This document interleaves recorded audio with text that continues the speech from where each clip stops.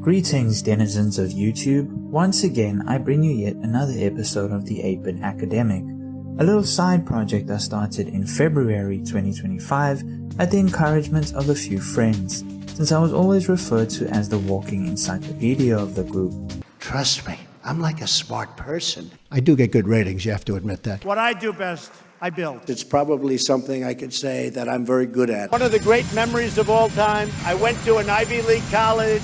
I was a nice student. I did very well. I'm a very intelligent person. Shut your fucking mouth! No problem, John. Shut the fuck up, you cunt! So I figured, what do I have to lose? And decided to go along with it. And so far, it's turning out pretty alright. As of the time of making this video, I have about 56 subscribers, which I think isn't bad for a channel that has only been up for plus minus 6 months. But perhaps it would have grown a bit more by the time of this video's release, I hope. Thank you to all of you for the continued support. So with today's retro gaming show and tell, I would like to take a look at yet another gem from the late 90s called Slave Zero, which was developed by Infogrames North America for the Sega Dreamcast and both Windows 95 and 98 operating systems. The only thing I could actually say about Slave Zero is that it is f***ing awesome, and I still go back to it from time to time just to stomp around in my giant bioengineered mecha suit, destroying anything in my path, whilst navigating a massively sprawling cyberpunk city in the far future.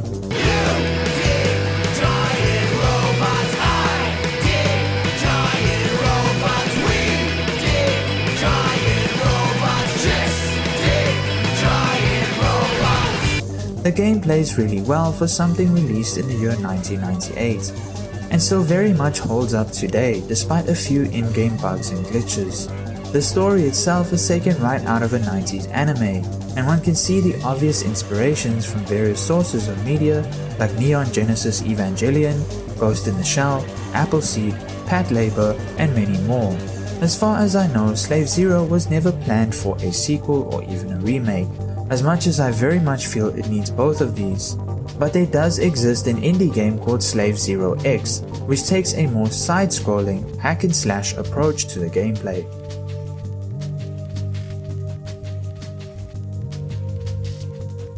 So since today's gameplay feature revolves around giant mecha robots, I figured that a pretty good topic to discuss would be, well, giant mecha robots, and even mecha suits.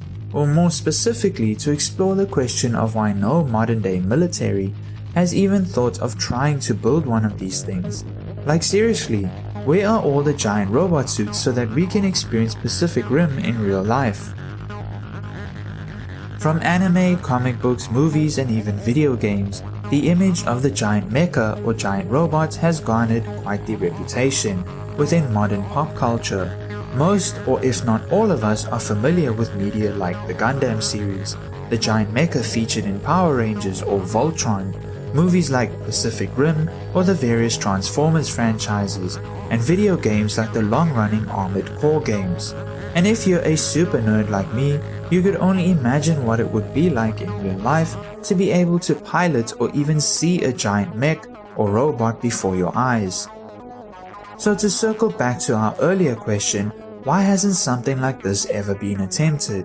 But before we get into the science of building a giant mech robot, let's take a look at a bit of history just to see where exactly this idea of giant robots, or rather robotics in general, originates from. Upon deeper investigation, one would be surprised to find that the idea of robotics is actually quite an ancient one, with some of the earliest examples being the giant automaton called Talos, which in Greek myth guarded the island of Crete, as well as beliefs that the Greek god of metallurgy, Hephaestus, had designed and built various automata. Within Jewish folklore, there also exists the idea of golems, which to be fair aren't exactly automatons or robots, but more magical constructs created from physical materials like stones or clay and brought to life by sorcery, with the intent of serving either as protectors or to carry out certain tasks, but I do think they could still fit into the narrative of today's video as well, since these are often the goals behind constructing automatons or robots. Then there also exists the story within Jewish religious mythology of King Solomon, a figure featured in the Old Testament of the Bible as well as the Jewish Torah and Islamic Quran, who in his infinite wisdom was able to construct various robotic automatons to carry out different tasks at his command. In ancient China, there exists a curious account of automata found in the Liu Ji text, believed to have originated around 400 BCE and compiled around the 4th century CE. Within it there is a description of an encounter between King Mu of Zhao and a mechanical engineer known as Yan Shi. The latter proudly presented the king with a very realistic and detailed life-sized, human-shaped figure of his mechanical handiwork, which goes as follows. The king stared at the figure in astonishment. It walked with rapid strides, moving its head up and down, so that anyone would have taken it for a live human being. The artificer touched its chin, and it began singing, perfectly in tune.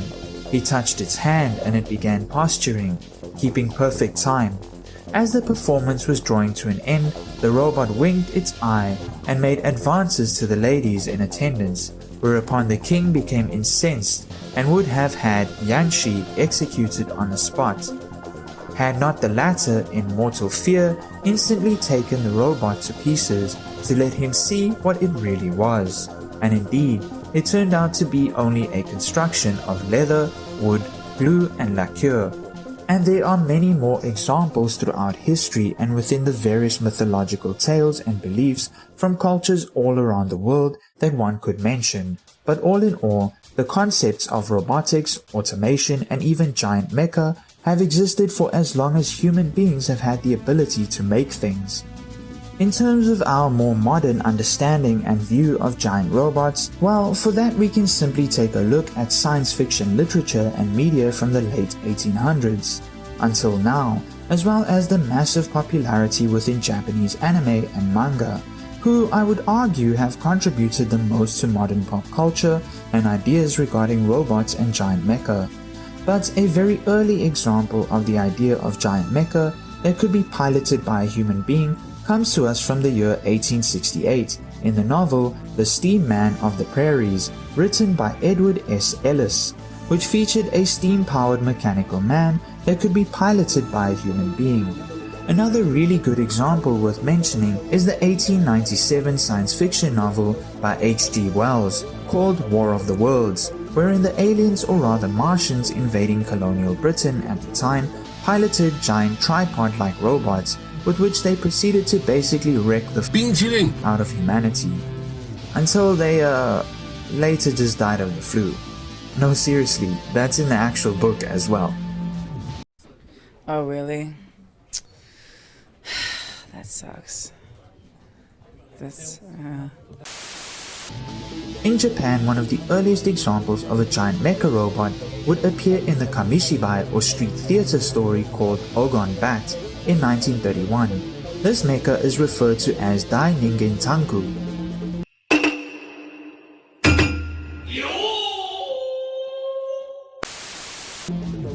From there, in the 1940s and 50s, you would get manga and anime like Atomic Power Android, Astro Boy, and Tetsujin 28 Go, which all featured giant robots, but the idea of a mecha robot being piloted by a human being would only become really popular in the 1970s, with the manga series Mazinger Z, created by Go Nagai, who also created the Devilman series. Go Nagai would be one of the first creators to push the idea of giant mecha robots being used as piloted war machines, as opposed to independent automatons.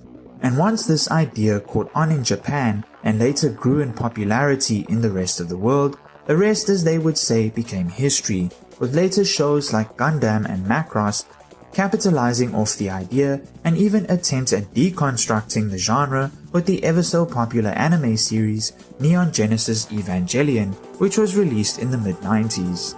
So now that I've attempted to give you a brief history on the origins of the concept of giant mecha robots, let's finally get around to answering that question. How come we as the human species, with all our advanced tech, have not attempted to build one of these things for real?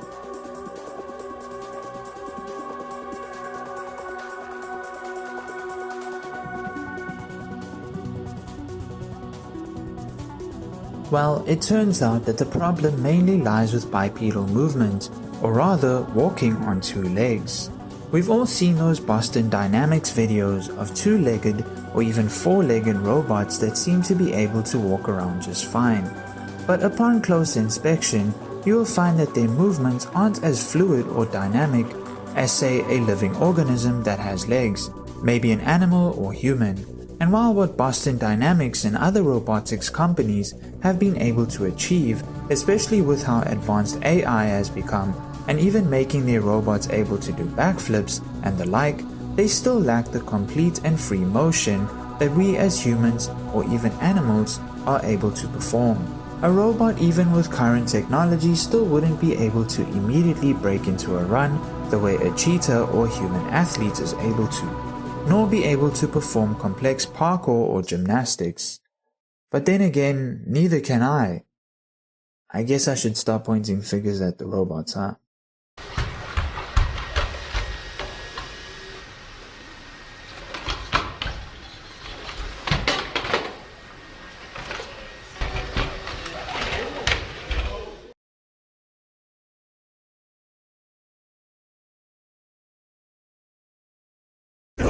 No, no, no, no, no, no, no. Wait. Wait.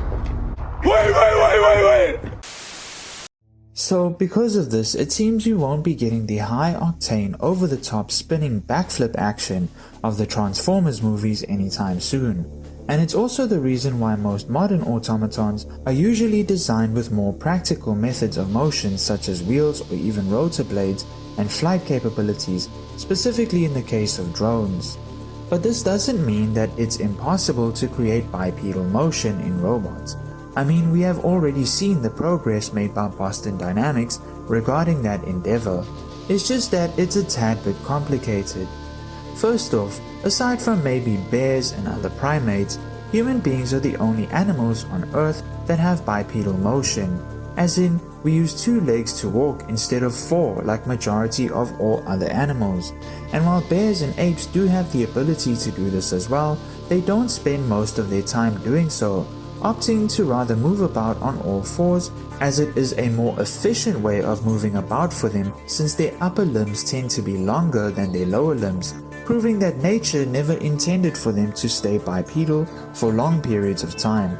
In the same way, while we can also move about on all fours, our upper limbs or arms are shorter than our legs, proving that at least for us, nature intended for us to remain bipedal, moving about on our two legs.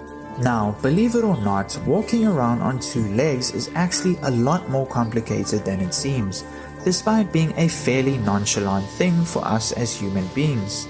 But in terms of technological and engineering tasks, it is apparently quite tricky to accomplish. The first major problem that robotics engineers run into is balance. See, humans walk by leaning off balance slightly and then, in air quotes, catching themselves as they are toppling over by putting a foot forward and pushing up to keep themselves in motion. This requires pretty fast, precise feedback and extremely quick calculations from our brains. So basically, walking is the process of falling and arresting the fall with an outstretched limb. When and with what speed that follow-up limb needs to move is reliant on many senses such as sight, proprioception, balance, etc. Integrating all of those with the mechanical aspect of robotic movement is the challenge, and while we are getting better and many massive strides have been made just in the last decade alone, it still remains an extremely slow process. When it comes to a bipedal or two-legged robot, even assuming that it has some highly advanced legs which seem to function quite well, there's still the lingering issue of sensory input to make those legs work as efficiently as possible. The amount of information that the human brain processes just to keep you stable and upright while walking is an incredible feat. There are so many kinds of inputs from different senses that the brain processes, then combines that information and produces a feedback to help you take the next step and continue to keep taking steps at either a steady pace or rapidly change pace within an instant. The brain sees through the eyes, gets the info on your surroundings and analyzes them visually, which accounts for depth and direction that are both extremely important for movement. Direction will give you a general sense of movement, whereas depth gives it more flavor. For example, your brain can see a staircase and its size, but the visual depth perception will allow you to understand the depth or height of it, thus allowing you to judge how much your feet need to go up or down to climb up or down the staircase. The second input is space perception. Let's assume that you are on a flat surface and now you need to climb a hill.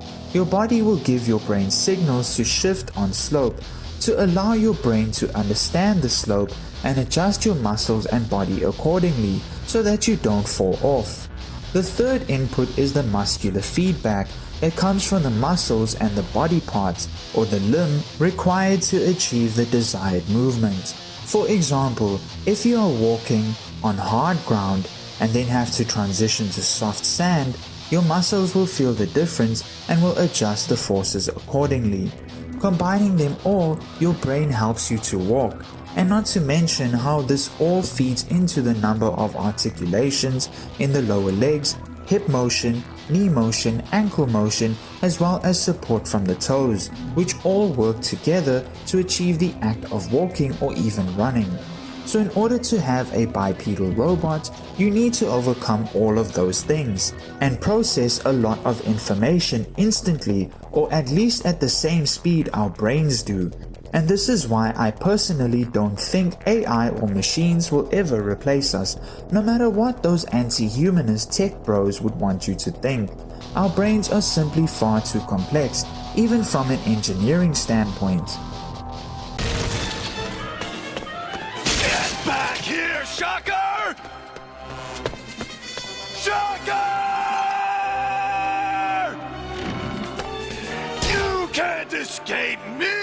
I'll chase you to the ends of the earth! While yes, today more complex and advanced automatons like the Boston Dynamics Atlas robots can run on uneven surfaces, get themselves up after falling, all while carrying a weight of 25 pounds or 11.34 kgs, and can even do friggin' backflips. Somehow they still lag behind when compared to the natural motion of the human body. One can only question why that is, even in the face of rapidly advancing technology of the 21st century. Well, for starters, the complexity of a walking motion, as I had described earlier, also combined with different terrains and surfaces that it would encounter, means that a robot would have to be able to modify its gait accordingly to achieve stability, be it on gravel, a hillside, or even a staircase. The need of active actuation at each articulating joint, such as the hip, knee, ankle, and toes, means the choice of either placing a servo motor at each joint, which could make it extremely bulky, or maybe complex control systems using pneumatic, articulated muscles or serial elastic actuators. Also, the actuation would require a lot of power, which must be provided by an extremely high-end battery that supplies said power, yet is also low in weight to allow for more freedom of movement and greater speeds. And on top of all that, consideration must also be given to the cameras, sensors, onboard AI and computer systems, which would have to be even more complex than that of self-driving cars, so as to make the robot able to navigate and move around safely and efficiently. So in a nutshell, in order to make bipedal robots able to mimic the exact dynamic and complex movements of a human being into a reality, there is still quite a lot of technological development and advancement that needs to take place. such as advances in battery technology for efficient power output and development of intelligent algorithms to accurately predict and respond to foot positioning and changes. Once these have successfully been achieved, it at least makes the legs of the robot mobile. Then it would also need all the above waist sensing technologies, and then it needs to be affordable, which in this economy seems to be getting a lot more difficult to accomplish for pretty much anything nowadays. You must stop crying, nigga. Stop crying. Stop crying, nigga. Stop crying, man. Stop crying. Hey, everybody lose money. It's the way of the world. You got your ass beat. You got fucked. That's fine. That's why I have a job. You got fucked. You got fucked. But if this is all so complicated for just regular sized robots, what does that mean for giant mecha robots or real life Gundams and Avas? Well, sorry to disappoint you all, but the bigger the robot, the more complicated the task becomes. Coupled with everything I had mentioned before about the difficulty in achieving dynamic and realistic motion, there is also the added issue of just how expensive, time-consuming and technologically challenging it would be. So basically take everything I said before and times it by 1,000 or something. Boom! 2 + 2 is 4, -1, that's 3, quick maths. A massive robot as tall as a skyscraper would have to be structurally stable and strong. That means it would require some kind of endo or exoskeleton that holds it up, since it's going to be extremely heavy. Together with the robot's working parts, this would need to be made of material that is robust enough that it wouldn't buckle or topple over under its own weight. Yet it would also have to be light so that the robot can counter the forces of gravity and move around easily in order to fight giant kaiju, the forces of chaos, or even angels. Remember what I also said about power and energy requirements earlier? While if it is such a challenge to find an efficient power supply for a normal sized robot, imagine the size of the battery pack needed for something as big as Gypsy Danger from Pacific Rim, an Imperator class Titan from Warhammer 40k, or even worse, Super Tengen Toppa Gurren Lagann, which according to the anime is larger than the observable universe. So basically, to conclude this video, it's not impossible for us to build our own Gundams, it's just really complicated, difficult and extremely expensive. I mean, I can't even afford my own car yet at the age of 35. Imagine wanting to buy a giant robot. That would be pretty cool though, not gonna lie. And probably a far more exciting mode of transport as well.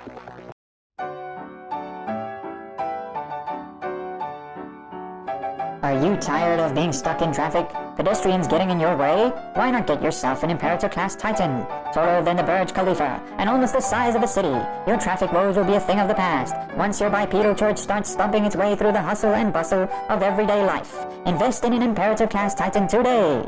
Please note that the Imperator-class Titans are considered relics of the dark age of technology. Some are so old that they may not work as efficiently as intended, and require regular blessings from the Omnissiah, as well as appeasement of the machine spirits. In some cases, both your body and mind may be required to be shackled to the machine permanently to maintain a solid connection with said machine spirits. The Imperium of Man shall not be held accountable for any and all product faults, product-related injuries, or possible deaths, and any customer complaints will be regarded as heresy of the highest order, which will result in immediate purging via bolts around to the face. But just because it's extremely complicated doesn't mean that nobody has tried. Currently at the yearly Burning Man festival held in the Nevada desert in America, aside from tripping on unnecessary amounts of shrooms and LSD, there are also some pretty awesome art installations which usually feature fully functioning robots and automatons which are able to achieve some form of limited movement and locomotion. Then, in typical Japanese fashion, in 2018 an engineer by the name of Masaki Nagumo built a working, life-sized model of a Gundam, which has fully functioning arms and legs and standing at around 8.5 meters tall, despite not actually being able to go anywhere and being confined to the factory space where it is housed. Another Gundam-based mecha which is even bigger than Masaki Nagumo's one, standing at around 60 feet or 18 meters tall and with fully functioning articulation in its arms and legs, was put on exhibit by Gundam Factory Yokohama on December 19, 2020 and was kept on display until March 31st, 2024. And while this giant Gundam robot can't fly through the atmosphere into space or wave around a giant laser beam sword, it is still pretty awesome to look at. But all in all, at the end of the day, as cool as giant mecha robots are in all our popular works of science fiction, there are simply far more efficient ways of conducting vehicular-based warfare, such as with tanks, submarines, aircraft, drones, and even simply pressing the red button, launching a nuke, and turning the planet into a real-life entry of the Wasteland games. You thought I was gonna say Fallout, didn't you? Well, you were wrong. Shut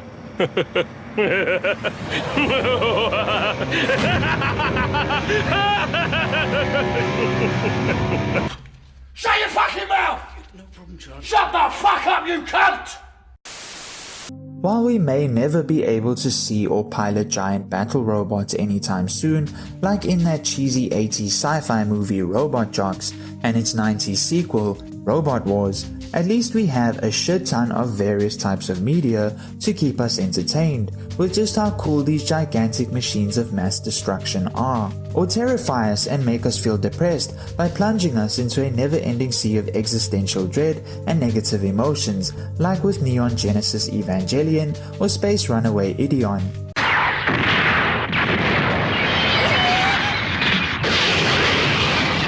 Jesus Christ. Anyway, that's it from me for today. If you enjoyed this video, please express yourself by hitting the like button, leaving a comment or even a suggestion for potential future video, and consider subscribing to see more random topics and retro gameplay from me, the 8-Bit Academic.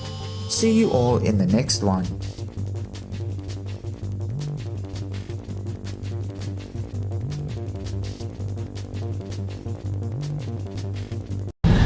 Putang ina!